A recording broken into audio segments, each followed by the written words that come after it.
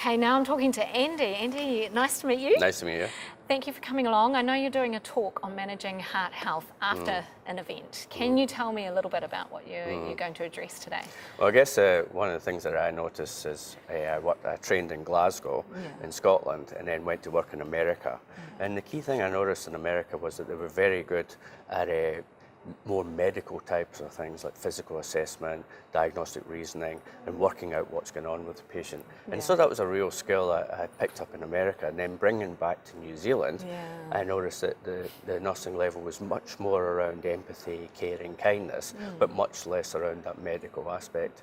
And it seemed to me as that was an area that really we could strengthen in nursing. And part around about that time as well was the long-term conditions, chronic care management sort of process was becoming more and more of an issue. And I think we've got to start thinking about heart health as a chronic disease. And so for heart health to be effective in the long term, we know very much that we've done a great job with primary and secondary prevention.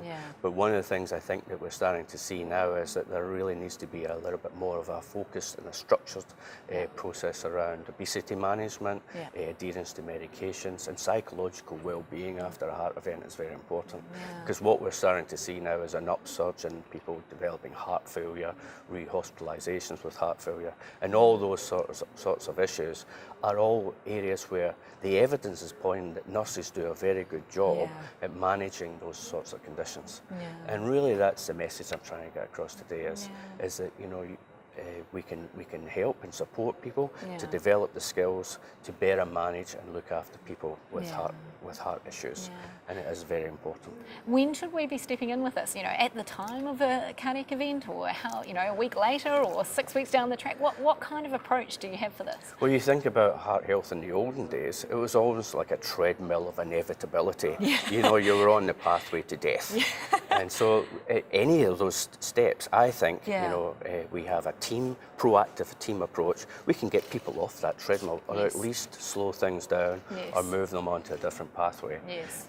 We just got to do it. And so at each point along the heart health continuum, if you like, we have scarier and scarier procedures that happen to people. We've got to get people more involved with working with the team, and that just doesn't include primary care, it includes community initiatives, smoking cessation, all of those sorts of things, but get people off that into more a treadmill of hope in life. So the key things here, Andy, that you really want people to take home that they can start using with their patients this next week from Monday. So the key thing is that there are excellent resources in New Zealand already.